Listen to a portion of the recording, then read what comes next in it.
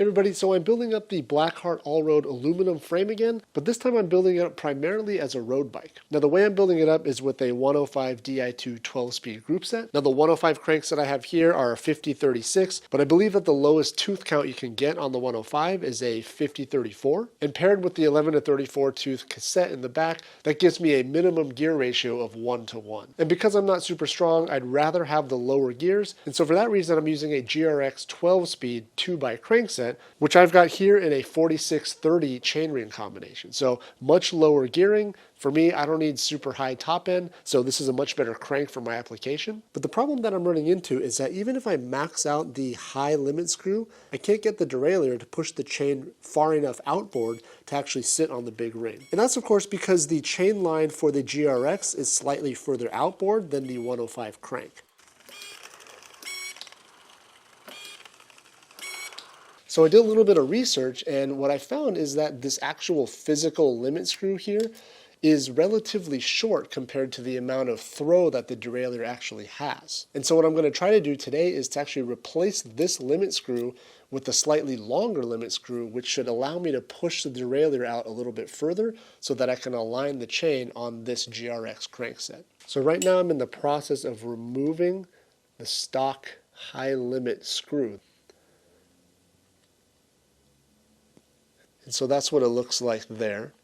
And what I'm going to replace it with is one of these guys here. Kind of hard to see, but here with the actual head is the stock screw, and the one that I'm holding here is a Grub screw. It's got the same 2mm Allen head used to tighten it, but because the threaded section on this screw here on the left is much longer because there's no actual bolt head, I should be able to use this to push the derailleur cage just a couple millimeters more outboard, which is all I really need to set up this front derailleur on the GRX crankset. So with any luck, I'll be able to just thread this new limit screw into the same slot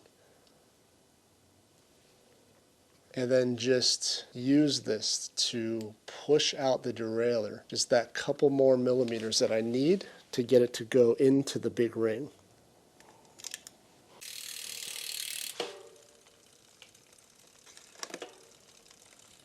And so that's perfect. I was able to get the derailleur cage further out. Now what's actually happening is I actually pulled it too far out, and the inner face of the crank arm is like barely skimming the derailleur cage every time it comes around.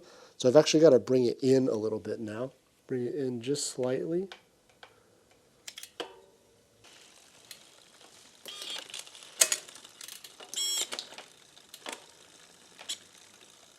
I think this totally worked. I'll just fine tune this just a little more.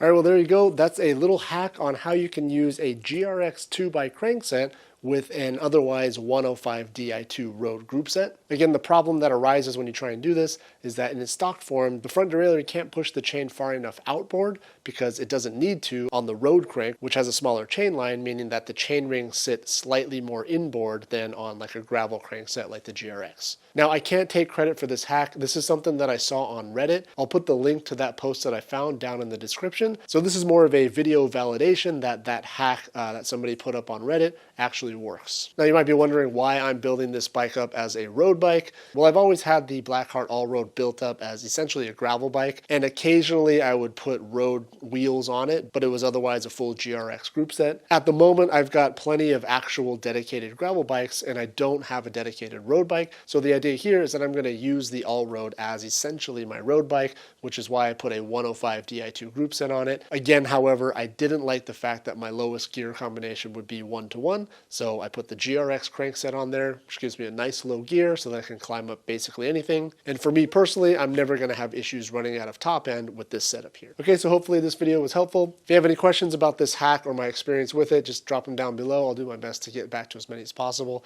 Thanks again for watching, and thanks for subscribing to the channel. If you haven't already, we'll see you next time.